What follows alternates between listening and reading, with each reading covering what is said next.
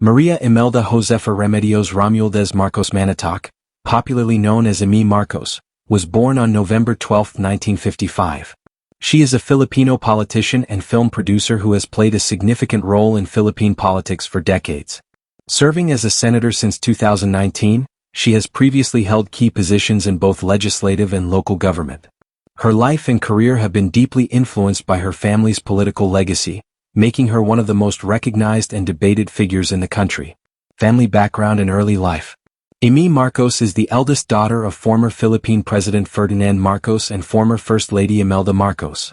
She grew up with her siblings including Bongbong Marcos, Irene Marcos, and Imee Marcos, who was adopted into the family. Her childhood coincided with her father's rise to power. At the age of 10, she witnessed his election to the presidency in 1965. Much of her upbringing took place in Malacanang Palace, where life was both privileged and highly structured. Marcos later described palace life as restrictive, noting that while it offered comfort, it was not the most suitable environment for a child. Life in the palace during political turmoil. Growing up in the presidential palace also meant living through political unrest. Protests against her father's administration became frequent, often leading to violent confrontations. These tensions limited the family's mobility and disrupted normal routines, including her education. The atmosphere of conflict and control played a major role in shaping her early worldview. Educational journey. Early education. Marcos began her schooling at Institution Teresiana, where she consistently achieved top academic honors.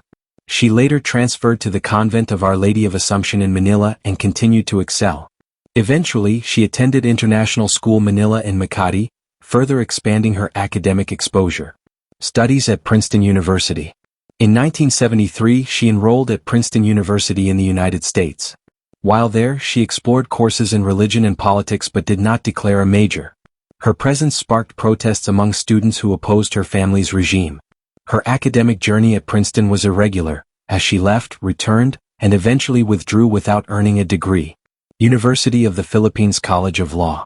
After returning to the Philippines, Marcos enrolled at University of the Philippines College of Law in 1979. Her admission was controversial due to questions about her qualifications. Issues regarding incomplete coursework later emerged, and despite political pressure, faculty members ultimately did not approve her graduation. Early political involvement.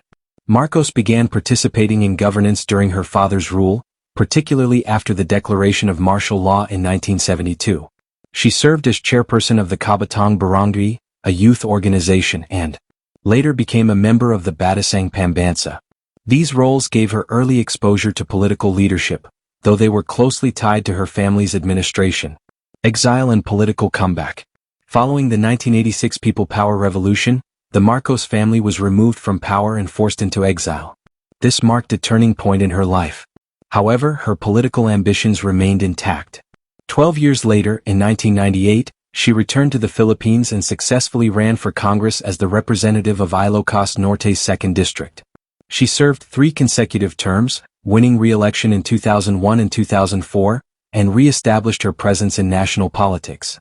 Governorship of Ilocos Norte. In 2010, Marcos ran for governor of Ilocos Norte and won against her cousin, the incumbent at the time. She served as governor from 2010 to 2019, completing 3 consecutive terms. During her leadership, she focused on regional development and maintained strong influence in the province. However, her tenure was not without controversy. A widely discussed issue involved a social media post in which she claimed that poverty levels had decreased under her leadership.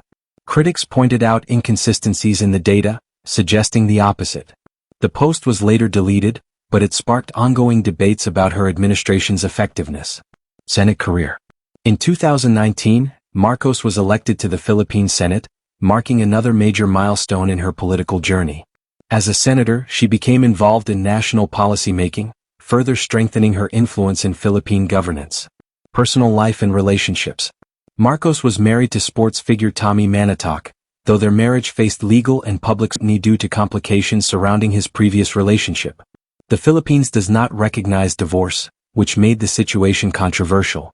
The couple had 3 sons, each pursuing different professional careers. Following their separation, Marcos entered a long-term relationship with businessman Mark Chua. Their relationship has also drawn attention, particularly due to connections with a financial controversy involving tobacco excise tax funds in Ilocos Norte.